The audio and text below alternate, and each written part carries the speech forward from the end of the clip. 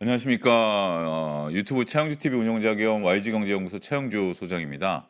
시장이 뭐 보는 시각에 따라서 상당히 좀 엇갈리는 그런 모습들이 7월 첫날부터 또 시작됐다라고 말씀드릴 수 있겠죠. 어찌 보면 지난주 금요일부터 시장의 변동성이 조금 양상이 좀 달라지면서 일희일비하는 모습들이 확연히 나타나고 있습니다. 지난 금요일 날 시장을 확 밀어버렸다가 월요일 날 언제 그랬냐는 듯이 또 끌어당겼다가 화요일 날 또 밀어버렸다가 오늘은 좀 뜨뜻미지근한 모습들을 좀 보였죠.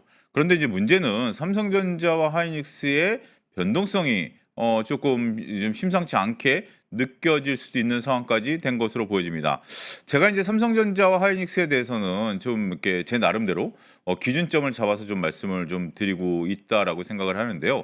일단 처음부터 삼성전자 하이닉스가 올라갈 때 매도와 관련된 얘기들 40만 원, 그다음에 300만 원에 대해서 매도와 관련된 얘기들을 좀 말씀드렸고, 그 구간이 오기 전까지는 30만 원대 초반, 그다음에 200만 원대 초반까지 오게 된다라면 매수 분할 매수 관점에 접근이 유효하다, 이런 관점으로 말씀을 좀 드렸었습니다. 근데 이제 삼성전자가 30만 원에 지금 바싹 붙는 모습이고, 하이닉스 같은 경우 250만 원을 하회하는 모습들이 좀 나타났으니까, 사람이라는 게 그래요. 원래 이제 뭐 다 투자도 사람인지라 처음에 거기까지 밀리면 좋겠다라고 생각을 했었습니다만, 거기까지 지금 밀리니까 이제 좀 두려운 거죠. 이걸 깨고 내려갈 수 있는 거 아니야? 라고 또 볼 수도 있는 거죠. 물론 삼성전자와 SK하이닉스, 이제 삼성전자는 이제 다음 주 화요일 날 잠정 실적이 나오죠. 잠정 실적이 나옴으로써 그간의 어떤 그 변동성, 이런 것들을 불식시키는 계기가 돼야 되지 않을까라고 생각도 하는 거죠. 그렇기 때문에 오늘이 이제 수요일이지 않습니까?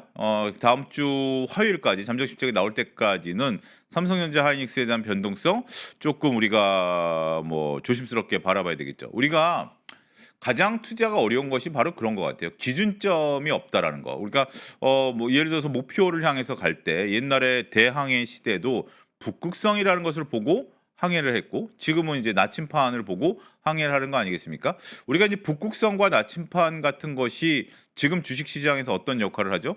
기업의 이익이죠. 기업의 이익인데, 지금 어떤 뭐 예를 들어서 적도 지역을 통과한다라든지 극점을 통과할 때는 물론 북극성은 그렇긴 하겠습니다만, 나침판 같은 경우가 이제 혼동을 좀 나타내는 거죠. 그래서 그 지점을 잠깐 통과하는 지금 구간이다라고 좀 말씀드릴 수 있겠죠.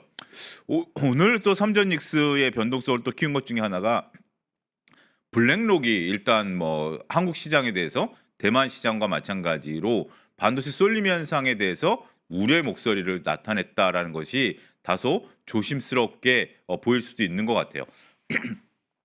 단기적으로 보게 된다라면 시장에 있어서 블랙록의 어떤 그런 발언들, 쏠림 현상들.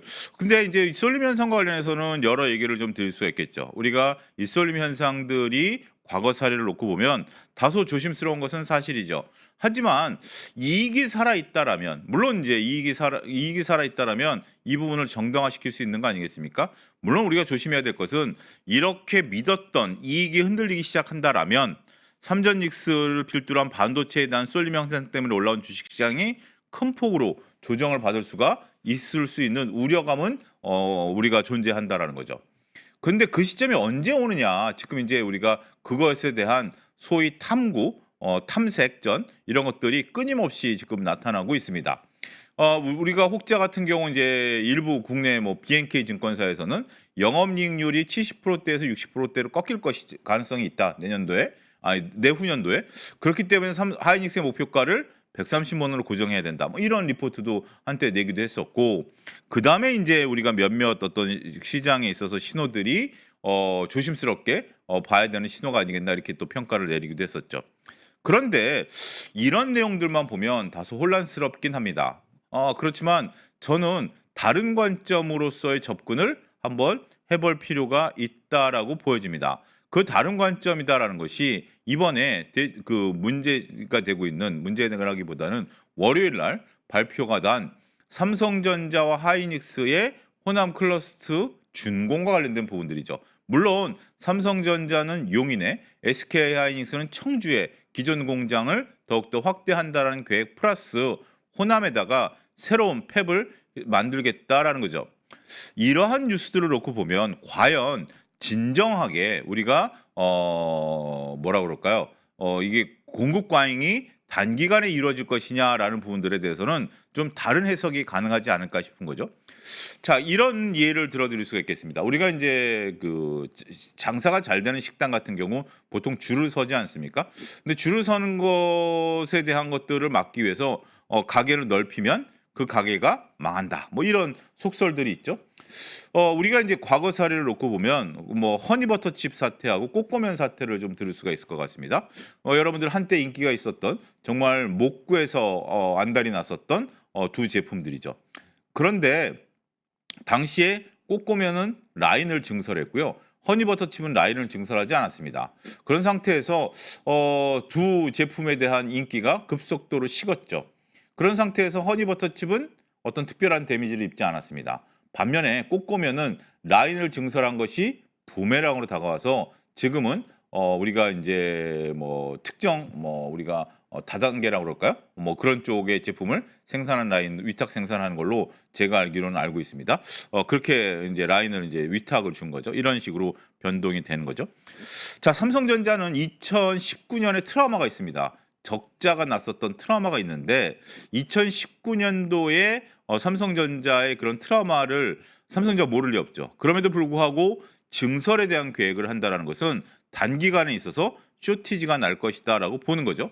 우리가 어떻게 보면 변동성을 시작한 게 월요일 날 같은 경우 펩 때문에 빠졌다라고 보는 시각도 있습니다만 실질적으로는 애플이 반도체 가격이 올라감에 따라서 제품 가격을 인상했고 또 한편으로는 중국산 반도체를 쓸 수 있도록 미국 정부에 요청했다. 이 뉴스가 아무래도 더 크게 작용한 것으로 저는 생각을 하거든요. 어찌 됐든 그런 것들이 나타나는 것들이 있습니다만 그럼에도 불구하고 삼성전자와 하이닉스가 공장을 증설하겠다라는 거고 이러한 뉴스들을 놓고 보면 이번에 다음 주에 화요일 날 발표될 삼성전자 잠정 실적 이후에 삼성전자 하이닉스는 다시 재차 반등할 수 있는 기회를 모색할 수 있지 않을까 조심스럽게 말씀드릴 수가 있겠습니다. 자, 도표를 여기 표식을 한번 좀 보여주시면 삼성전자와 하이닉스의 변동성이 확대됐다라는 점을 말씀 지금 드려왔고요. 이러한 부분들은 아직까지도 대부분의 투자자들이 삼성전자와 하이닉스에 대한 믿음은 쉽게 버리지 않고 있는 것 같고 버릴 이유도 없다라고 보여집니다. 하지만 우리가 뒤에 가서 코스상 얘기할 때 좀 말씀드리긴 하겠습니다만 약간의 온도차는 좀 생긴 것 같아요. 그러니까 우리가 무조건 삼성전자 하이닉스 물론 또 삼성전자가 30만 원을 만약에 하회한다라면 하이닉스가 200만 원에 바싹 붙는다라면 굉장히 싸다라는 인식이 들 겁니다. 그러한 인식들 외에 삼성전자와 하이닉스에 대해서 야 이제 좀 불안한데 제가 지난번에 말씀드린 야구에 이제 비유를 해서 그런 것들에 대한 것들도 일부 또 감지가 되긴 해요. 하지만 지나고 보면 지금 파는 것들을 후회할 수도 있는 또 이러한 생각도 또 일부 있는 것 같아요. 어찌 됐든 삼성전자 하이닉스가 변동성을 키웠고 이들이 쉬워졌을 때 역설적으로 단기적으로는 코스닥이라든지 다른 종목들이 움직일 수 있다라는 것들을 한번 염두에 두셔야 되지 않을까 싶습니다. 자, 오늘 같은 경우 뭐가 올랐죠? 뒤에 가서 이제 업종들을 살펴보긴 하겠습니다만 오늘 같은 경우 이제 우리가 신재생, 전력인프라, 그다음에 뭐죠? 2차 이제 셀, 이제 소재는 좀 그렇고요. 이런 것들이 조금 올랐죠. 결국은 이제 7월 들어서 실적 시즌이 도래한 겁니다. 실적 시즌이 도래했는데 실적과 기대감을 좀 구분해서 보자. 지속적으로 좀 말씀드릴 수가 있겠습니다. 대표적인 게 현대차에 대한 고민이죠. 참 현대차 질문 많이 받습니다. 제가 오늘도 방송에서 현대차 질문을 가는 곳마다 받았는데요. 현대차가 50만 원을 못 올라가니까 빨간불이 켜졌음에도 불구하고 못 올라가다 보니까 현대차에 대한 어떤 고민들 많이 좀 나타내는 것 같아요. 그래서 제가 엊그제 조금 조회수가 많이 나온 유튜브를 좀 보고 내용을 보기보다는 이제 댓글 반응을 한번 봤습니다. 도대체 시청자분들께서 현대차에 대해서 어떤 생각을 갖고 있느냐라는 부분들을 조금 고민을 한번 엿보기 위해서 댓글을 한번 쭉 봤습니다. 다 본 건 아니고요. 워낙 많은 댓글들이 달려서 전반적인 분위기를 놓고 보니까 3분의 2 정도는 아무래도 그 영상을 봤다라는 것은 현대차에 대해서 긍정적인 부분들 역시 믿고 갑니다라는 글들이 대부분이었고요. 그런데 3분의 1 정도는 뭐 이런 거죠. 현대차가 이제 로봇주로 보면은 시각이고 로봇이 안 된다라고 얘기하는 사람은 없습니다. 단지 이런 표현을 좀 얘들아 거의 댓글 그대로입니다. 굳이 지금 시점에 내가 이런 것들이죠. 그러니까 뭐냐면 앞서 언급드렸던 삼전 닉스가 변동성이 나타낸다 하더라도 삼전 닉스에 대한 믿음이 확고하게 있는데 지금은 현대차의 로봇에 대한 믿음은 확고합니다. 하지만 지금 당장 실적이 나타나느냐?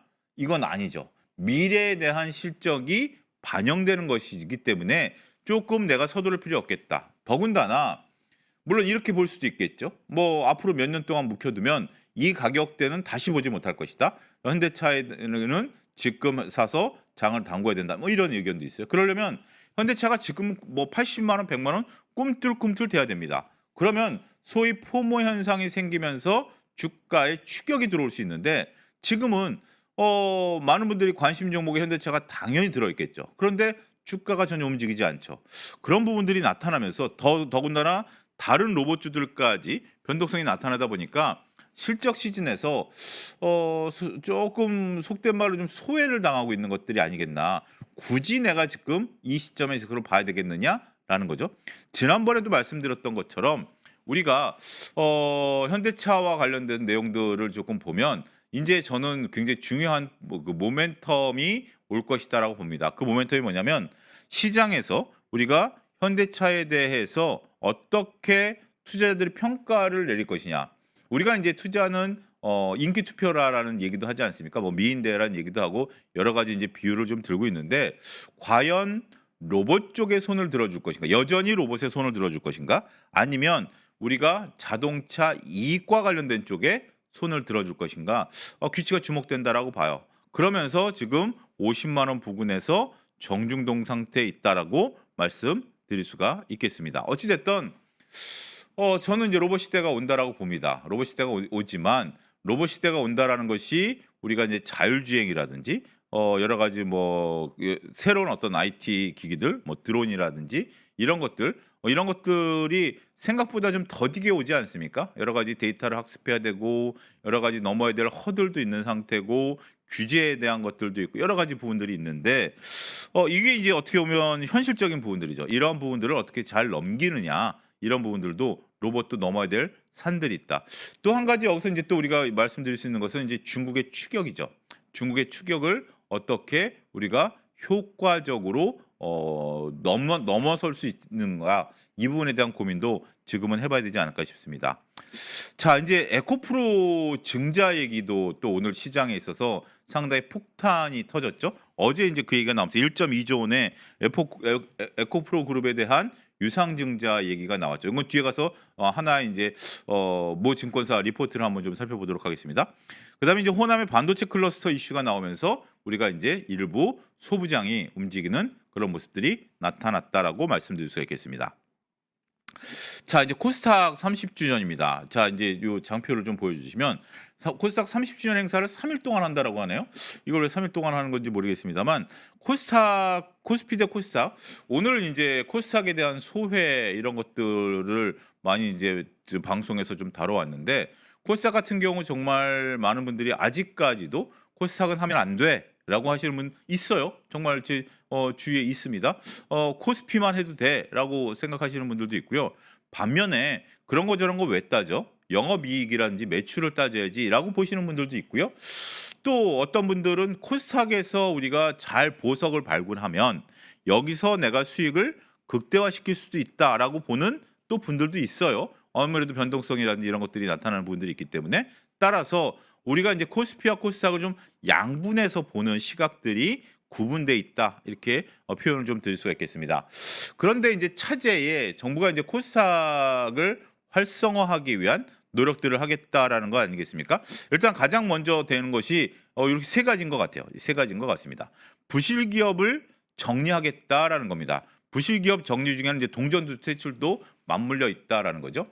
우리가 이제 전체 상장사들 중에 이제 문제가 코스피도 뭐 부실 기업과 관련된 부분들인데 코스피 코스닥 전체적으로 봤을 때 우리가 이자 보상 배율이라는 게 있습니다. 이자 보상 배율.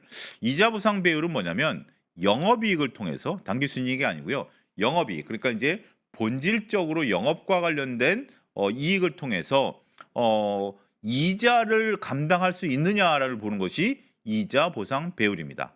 자, 여러분들에게 제가 질문을 한 가지 드리겠습니다. 우리나라 상장사 중에 이자 보상 배율이 30%가 안 된다, 30% 정도 된다, 30%를 넘는다. 뭐 질문 드릴 필요가 없겠네요. 30%라는 기준점을 드렸으니까. 1년에 한 번씩 언론에 나옵니다. 대략 30% 정도가 이자 보상 배율이 1이 안 됩니다. 그러니까 우리나라 상장사 중에 약 3분의 1은 영업이익을 통해서 그 기업이 갖고 있는 부채에 대한 이자를 못 내고 있어요.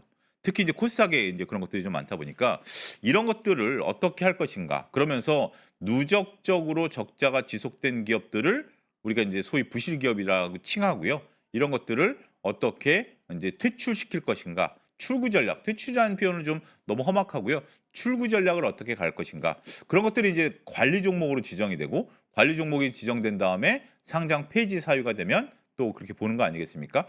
코스피 같은 경우 이제 그런데 코스닥 같은 경우도 이제 그런 제도를 도입하겠다라는 거고 동전주 같은 경우 우리가 이제 1,000원 미만짜리 동전주라고 볼 수 있는데 동전주 시총이 얼마인지 아십니까? 저도 깜짝 놀랐습니다. 언론에 보도된 걸 보면 동전주 시총이 8조 가량 된답니다. 물론 이것도 약간의 등락이 있긴 하겠습니다만 무려 8조 원이라는 동전주들에 대한 부분들이 있고 거래량이 부족한 것들이 있기 때문에 여러분들 혹시 만약에 이런 것들을 갖고 계시면 조심하셔야 된다는 거. 승강제를 도입하는 거죠. 우리가 1부와 2부.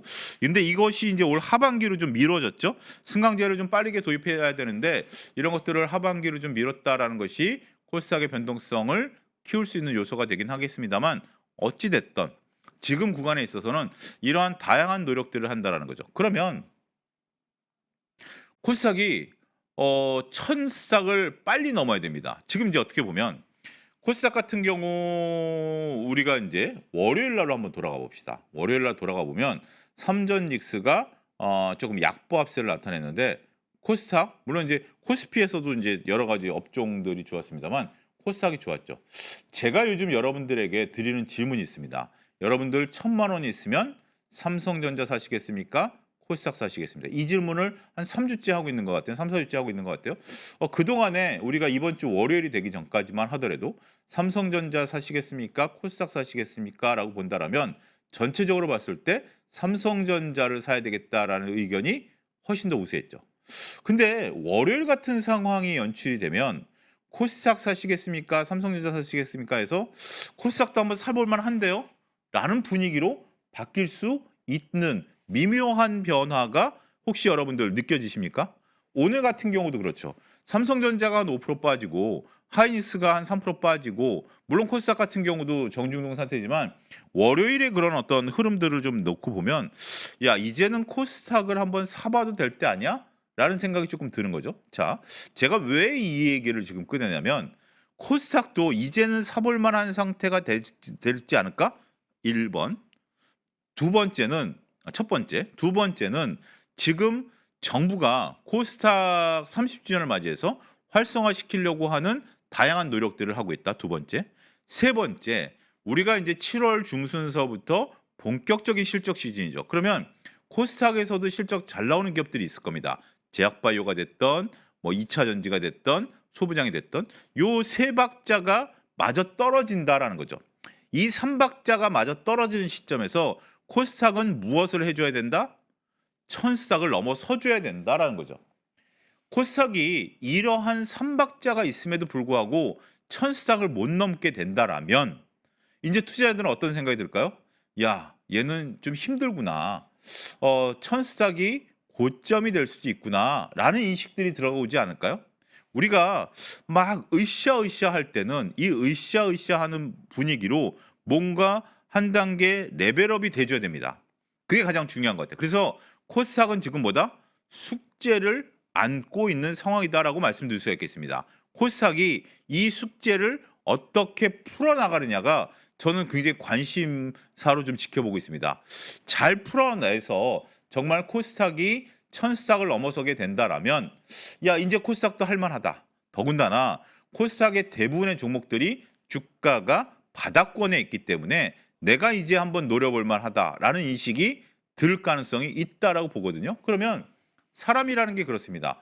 우리가 다시 보니까 이쁘네라고 볼 수 있는 거 아니겠습니까? 그런 부분들이 생기게 되면 코스닥도 더군다나 우리가 이제 삼성전자 하이닉스가 변동성을 좀 나타내고 있는 구간이다 보니까 삼성전자 하이닉스가 변동성을 나타내고 있는 구간에서 코스닥으로 단기간에 쏠림이라기보다는 이동이 조금씩 나타날 수 있겠죠. 그러면 개인 투자자 비중이 높은 우리가 삼성전자와 하이닉스보다는 코스닥 시장 활성화를 통해서 시장이 더 좋아지는 거예요. 이게 어떤 시너지 효과가 나타나냐면 코스닥에 지금 물린 자금들이 코스닥이 올라오면 어떻게 될까요?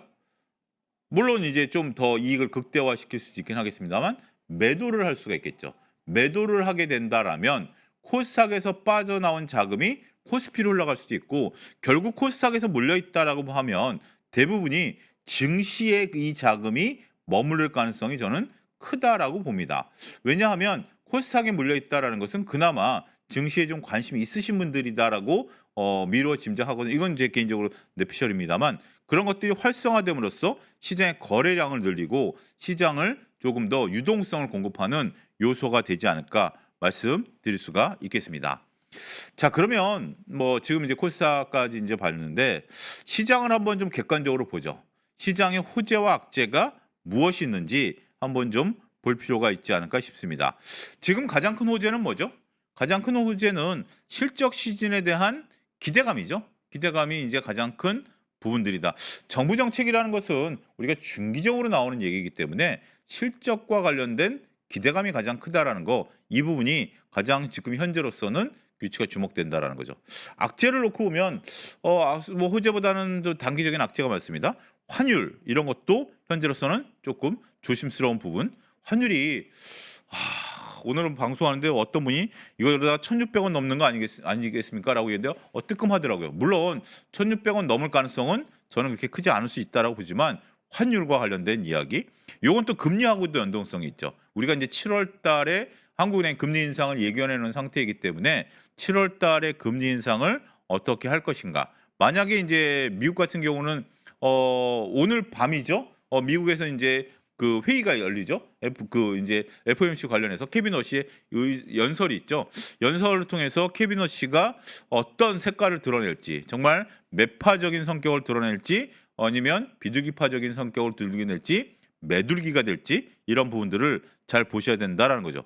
또 한 가지 시중에 이제 변동성이 커지기 시작했죠. 변동성이 나타나기 시작했다라는 것은 심리적인 부분. 그러니까 이제 환율이라든지 금리 이것은 팩트와 관련된 부분들이고요. 변동성과 관련된 것은 심리적인 지표죠.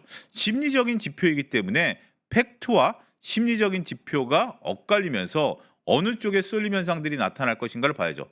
문제는 팩트보다 심리가 더 중요합니다. 단기적으로 심리가 흔들리게 되면 이러한 요소들이 시장에 있어서의 변동성을 더 키울 수 있지 않을까. 결론적으로 말씀드리면 이러한 호재와 악재 속에서 여기서 이제 또 블랙록에서 우리가 이제 우리가 좀 비중 축소 의견 뭐 이런 것들도 상당히 좋지 않다라고 말씀드릴 수 있겠고, 어닝 시즌에서 기대감과 실적에 대한 투자자들의 시각, 어떤 투표를 할지, 여러분들이라면 기대감에 투표하시겠습니까? 실적에 투표하시겠습니까? 이러한 것들이 결국 컨센서스가 되는 거죠. 그러니까 중요한 건 이겁니다. 여러분들이 투표를 한번 하고요. 이 투표가 나타난 결과를 여러분들이 따라서 매매할 수밖에 없다라는 거죠. 이게 유명한 조지 소로스 투자가가 얘기한 재기적 현상입니다. 재기적 현상. 소로스를 이해하기 위해서는 재기적 현상에 대한 부분들을 봐야 되는데요. 재기적 현상이라는 게 그거죠. 어떠한 상황이 연출이 되고 그 상황에 따르는 투자자들이 있다 보면 처음에 이제 누군가 따르면 후발적으로 많은 사람들이 거기에 쏠림 현상들이 발생한다라는 거죠. 이게 재기적 현상이죠. 예를 들면 이런 겁니다.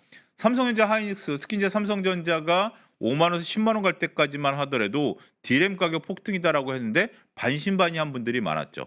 그렇지만 삼성전자가 5만 원에서 10만 원이 가고 10만 원에서 20만 원 갈 때는 많은 분들이 그래 역시 디램 가격 상승이야. 역시 삼성전자를 사야 돼. 또 20만 원, 30만 원 갈 때는 이제는 삼성전자 아니면 주식이 아니야 라는 생각들인 거죠. 이런 것이 바로 재기적 현상이죠. 근데 재기적 현상은 끝에 가서 많은 투자자들이 그 주식을 사고 나면 변동성이 생긴다라는 겁니다. 그게 지금 삼성전자의 30만 원 변동성일지 40만 원에 가서 변동성이 생길지 모르긴 하겠습니다만 아직은 아닐 것 같아요. 그런 부분들이 있는데 우리가 이 부분을 잘 보셔야 되지 않을까 싶습니다. 자, 섹터별로 한번 점검해 보도록 하겠습니다. 섹터별로 제가 인제 계속해서 그 점검을 해 드리는데 반도체 같은 경우 우리가 다음 주 화요일 날 삼성전자의 잠정 실적이 나온 다음에 삼성전자의 잠정 실적부터 버블이냐 변동성이냐 이슈를 가를 것으로 보여집니다. 그때까지는 변동성이 좀 우세하겠죠. 심리적인 요소, 수급적인 요소 이런 부분들이 좀 크다 보니까 변동성이 좀 클 것 같고 버블에 대한 얘기들 좀 나올 것 같아요. 지금 이제 미국 시장 같은 경우는 버블과 관련된 얘기들이 그렇게 많지가 않습니다. 그럼에도 불구하고 현재 지금 삼성전자 같은 경우는 약간의 우려감들 나타나면서 변동성을 좀 키우죠. 이것에 대한 분기점은 잠정 실적부터 우리가 이루어질 것으로 보여집니다. 본격적인 실적 시즌이니까요. 잠정 실적과 관련된 부분들을 면밀히 살펴야 될 것 같습니다. 전력 오늘 이제 전력 상당히 좋았죠. 신재생도 강했고 원전도 강했고 전력 인프라도 강했습니다. 이게 이제 기대감이 조금 부과가 됐죠. 일단은 미국이 변압기에 대해서 관세를 25%에서 15% 낮추겠다.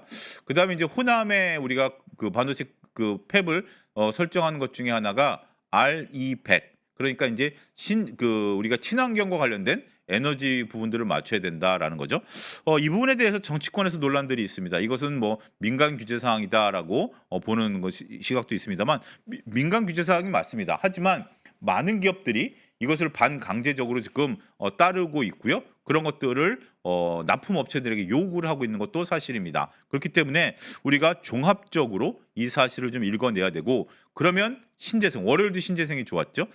제가 이제 제 개인적인 유튜브 차영주 TV에서도 말씀드렸다시피 월요일 날 신재생을 봐야 됩니다. 월요일 날 발표 나오면 이제 그랬더니 역시 신재생이 올랐거든요. 그런 분들이 오늘도 신재생 강했죠. 물론 이제 우리가 일부 뭐 태양광 같은 경우 중국을 규제한다 이런 이슈도 있긴 했습니다만 여러분들이 그런 내용들을 한번 잘 체크해 볼 필요가 있지 않을까 싶습니다. 방산도 오늘 좀 강했죠. 조선은 조금은 약했습니다만 방산 강했습니다. 아무래도 뭐 방산 같은 경우 중동 전쟁 근데 중동 전쟁 어떻게 됐나요? 갑자기 생각이 드네. 중동 뭐 사인하고 지금 뭐 호르무즈 해협을 통과하네 만에 그러는데 그거 어떻게 됐죠? 좀 시장의 변동성이 워낙 크다 보니까 거기에 관심들이 좀 없는 것 같아요. 어찌 됐든 방산이나 조선은 이제 수주 잔고 그다음에 조선 같은 경우 이제 가장 중요한 게 언제 발표가 날지 모르지만 자꾸 이제 미루죠. 캐나다 잠수함 60조 수주 사업이죠. 캐나다 잠수함 수주 사업과 관련된 부분들을 같이 좀 봐야 된다. 캐나다 잠수함 수주 사업은 우리가 20년에 30년 동안 MRO 사업과도 연관성이 있고요. 캐나다가 나토 회원국입니다. 캐나다가 나토 회원국이다 보니까 나토의 무기 체계에 들어가는 그러한 부분들까지 연결성이 있기 때문에 조선과 방사는 수주 잔고와 실적 모멘텀 확실히 중요하다. 이렇게 말씀드릴 수가 있겠습니다. 2차 전지는 지금 2차 전지 갖고 계신 분들 물론 에코프로 BM과 에코프로 갖고 계신 분은 더 하시겠습니다만 그나마 2차 전지가 지금 흑자전환 기대감이 있었던 상황인데 증자 이슈와 맞물리면서 상당히 조금 이슈가 안타깝다라는 거죠. 근데 한편으로 놓고 보면 우리가 이제 에코프로 그룹주들이 그 인도네시아의 이제 니켈 광산을 인수한다라는 이슈이기 때문에 이 유상증자 만약에 그냥 운전 자금 때문에 증자를 한다라고 하면 일파만파 파장이 좀 컸을 수도 있습니다. 하지만 특별한 목적을 갖고 하는 거기 때문에 그 부분이 좋냐 나쁘냐는 뒤가 따지긴 하겠습니다만 다른 주식으로의 전이 그러니까 어떤 분위기의 확산 이런 것들은 좀 덜 일어나지 않았는가 싶습니다. 제약바이오 같은 경우 현재 이익 기대감 뭐 이런 것들이 좀 살아나고 코스닥 활성화 이런 부분들이 현재 지금 나타나고 있는 거 아니겠습니까? 그래서 이러한 부분들이 어떻게 작용하느냐라는 거죠. 자, 화장품과 소비재 여행 이런 것들은 지금 오늘 이제 엊그제 수출 데이터 실적도 나왔습니다만 수출 데이터와 관련해서 더군다나 실적 그러니까 이런 것들은 잘 나와야 돼요. 자, 여기서 지금 여러분들이 전체적으로 한번 좀 잘 보면 봐야 될 것은 뭐냐면 대부분의 종목들이 실적이 잘 나올 것으로 보여지는 섹터죠. 반도체, 전력, 조선방산, 2차전지 중에서 삼성 SDI 기준, 제약바이오, 화장품 소비재 이게 실적 잘 나올 걸로 보는 거죠. 실적이 잘 나올 것으로 본다라는 것은 기대감이 어떻다? 선반영돼 있는 수치일 가능성이 높다라고 보는 것이 합리적이죠. 그렇기 때문에 이들은 어떻게 돼야 된다? 실적이 잘 나와줘야 됩니다. 실적이 잘 나와줘야 현재 주가와 관련된 부분들을 인정받을 수 있는 부분들이다라는 점을 거듭 말씀드립니다. 그러면 뒤집어서 생각하면 실적이 잘 나올 거라고 봤는데 실적의 변동성이 생기면 어떻게 되죠? 그렇게 된다라면 실적의 변동성이 생기면 주가의 변동성이 나타날 수 있다라는 것을 미리미리 염두에 두셔야 된다는 거죠. 자, 정리하자라면 이렇습니다. 실적이 잘 나올 걸로 보고 있는 거죠. 당연히 실적이 잘 나올 것입니다. 하지만 실적이 생각과 다른 변동성을 나타내면 주가의 변동성은 커질 수 있다는 점을 염두에 두셔야 되지 않을까 싶습니다. 자, 이제 마지막 10분 동안 우리가 오늘 강했던 이수페타시스를 하고 에코프로 그룹에 대한 리포트를 한번 좀 보도록 하겠습니다. 이수페타시스 이게 지난주에 나온 리포트입니다. 지난주에 나온 리포트인데 이런 것들 요즘 제가 이제 지난번에도 말씀드렸던 것처럼 뭐 주린이 프로에서도 말씀드렸고 그다음에 제 주스토리에서도 말씀드렸던 것처럼 리포트를 좀 많이 보십시오라고 말씀드렸죠. 리포트를 보면 이런 것들을 선점할 수 있습니다라는 거죠. 뭐 KB금융 같은 경우도 월요일 리포트가 잘 나왔고 최근에 주가 흐름들 좋고요. 이수페타시스도 마찬가지입니다. 내용들을 보면 우리가 전체적으로 봤을 때 물론 리포트들이 이제 상황에 따라 다르긴 하겠습니다만 우리가 컨센서스 2분기에 대해서는 조금 올해 컨센서스에 대해서 조금 상향폭이 미미했기 때문에 다른 쪽, 그러니까 이제 컨센서스 상향폭, 그러니까 이제 영업이익 상향폭이 다른 종목들에 좀 미미했던 것들이 사실이다. 그래서 생각보다 주가가 덜 올랐던 것들이 사실이다 이렇게 보는 거죠. 하지만 하반기로 갈수록 여전히 양산 제품에 대한 마진율은 50%에 달할 것으로 보고 있는 그러니까 다적충 제품이 50% 달할 것으로 보고 이 다적충 제품 같은 경우는 ASP가 두세 배 달하기 때문에 마진도 상승할 것이다라는 거죠. 그런데도 불구하고 영업이익률은 상반기 대비 1.3% 포인트 상승하는 것으로 그치고 있기 때문에 보수적으로 시장을 봤다. 하지만 하반기로 갈수록 실적 전망치가 상향될 것으로 보고 있고 현재 PER이 낮다라는 겁니다. 그러니까 이수페타시스가 드라마틱하게 무슨 뭐 환경이 확 변하는 건 아니에요. 그렇지만 잘 이해를 하셔야 되는 것이 지금 이제 영업이익률이 드라마틱하게 개선되지 않다 보니까 보수적으로 봤다라는 겁니다. 보수적으로 본 상태에서 어떻게 본다? PER이 지금 낮은 상태다라는 인식들이 들어서면서 그리고 이제 소부장들이 움직이기 시작한 상태에서 PER이 어느 정도 수준까지 올라주게 된다라면 주가 상승 탄력은 높아질 수 있겠구나라는 인식들이 나온 거예요. 자, 제가 그런 고민을 했습니다. 지금 이제 여러분들이 펀드 매니저라면 지금 이제 한참 리포트를 좀 볼 때 아닙니까? 한참 리포트를 봐야 될 텐데 프리뷰와 관련된 리포트가 별로 그렇게 많지가 않아요. 그러니까 그들도 지금 이제 삼성전자 하이닉스에 대한 쏠림 현상들을 보고 있고 그다음에 삼전직스에 대한 쏠림 현상과 더불어서 변동성에 대한 고민들 어디서 엑시트를 해야 되냐라는 고민들을 하고 있을 테고 이와 더불어서 새로운 종목을 발굴하려는 노력들을 하고 있는데 리포트가 그렇게 많이 안 나와 있어요. 아직까지도 리포트가 그렇게 많이 안 나와 있습니다. 그러다 보니까 리포트가 나온 종목들은 어떻죠? 상대적으로 눈에 들어가는 거죠. 상대적으로 눈이 더 가다 보니까 그런 종목들이 주가 퍼포먼스가 상대적으로 좋을 수 있겠다라는 부분들로 해석이 저는 할 수 있을 것 같아요. 이 생각이 이제 어제 들었는데 KB금융 같은 경우 올라가는 것도 보고 제가 눈으로 확인했던 리포트니까 그리고 차영주TV에서 이제 말씀드렸던 리포트들이니까 그런 것들이 전체적으로 시장에서 아웃퍼폼할 수 있는 그러한 모습들이 아니겠나 그렇게 말씀드릴 수가 있겠습니다. 이수페타시스 같은 경우 우리가 이제 작년에 1조, 올해 1조 5천억, 내년에 2조 2천억, 2조 6천억 정도 늘어날 것으로 보고 있습니다. 증감률을 놓고 보면 올해 증감률이 높고 내년도 그 정도 수준이 조금 나타날 것으로 보고 있습니다.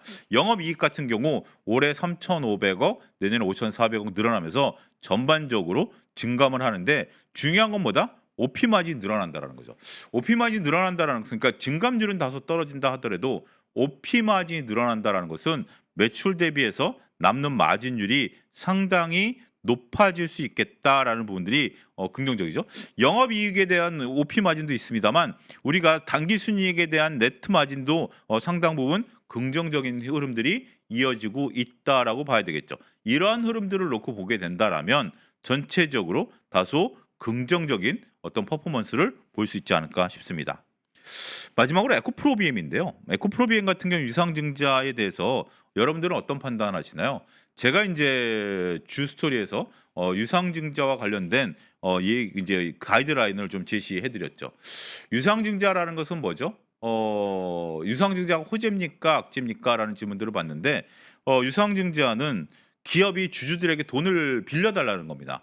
기업이 주주들에게 돈을 빌려 달라. 근데 그럴 때 제가 어떤 기준을 말씀드렸죠? 친구가 돈을 빌려 달랄 때랑 똑같이 행동하십시오라는 거죠. "왜? 어디에다 쓸 건데?"라고 우리가 물어보지 않습니까? 처음부터 그 돈 빌려줄 생각이 없으면 물어보지도 않죠. 만약에 내가 이 기업이 정말 관심 없는 기업이다라면 왜 유상증자를 하는지 관심 뭐 둘 필요 없고요. 하지만 관심이 있다라면 "왜?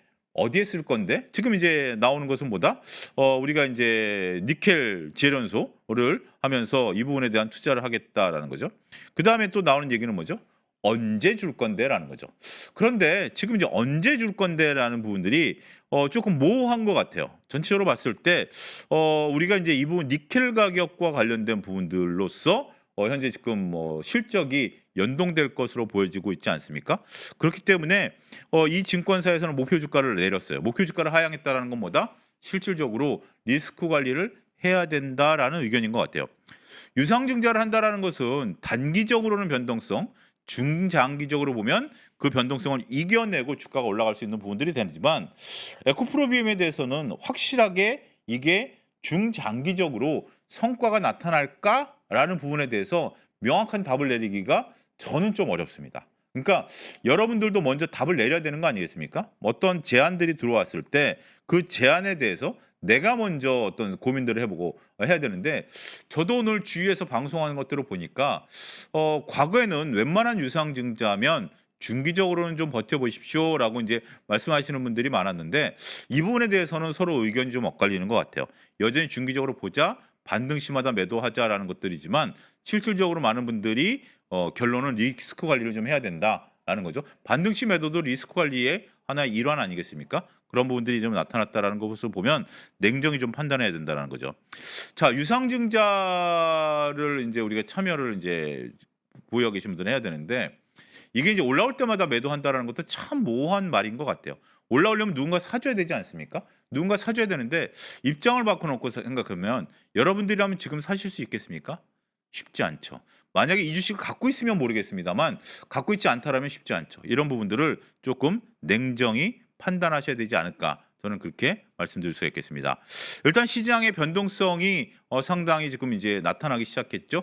조금 약간 어떻게 보면 중구난방처럼 보이는 거고 저는 이렇게 표현드리고 싶어요. 우리가 인제 건물이 인제 100 층짜리 건물까지 올라가는데 건물이 중간까지 왔으면 흔들려도 좀 버틸 수가 있죠. 하지만 꼭대기로 올수록 흔들림에서 느끼는 고소공포증에 대한 부담은 더 커질 수밖에 없는 것 같아요. 지금이 이제 그런 구간이다라고 볼 수 있겠고 이러한 구간에서는 '아 됐다. 난 이제 더 이상 안 올라가겠다.' 내려오시는 분들도 좀 있는 것 같고요. '여전히 나는 버티겠다.'라고 볼 수 있는 건데 그 분기점은 언제다? 다음 주 화요일부터 분기점이 될 것이다. 실적 발표 시즌에 따라서 그러한 변동성이 생길 것으로 보기 때문에 저는 이제 다음 주 수요일 날 방송에 나와서 인제 그런 부분들을 좀 잘 풀어 드리도록 하겠습니다. 자, 인제 쉽지 않습니다. 머리가 상당히 좀 아프실 텐데 이러한 것들을 잘 견뎌내면서 '주식 투자가 이런 것이다.'라는 것을 새롭게 인식하시면서 잘 이겨내시기를 권고해 드리도록 하겠습니다. 자, 오늘 방송 여기서 마치겠습니다. 감사합니다.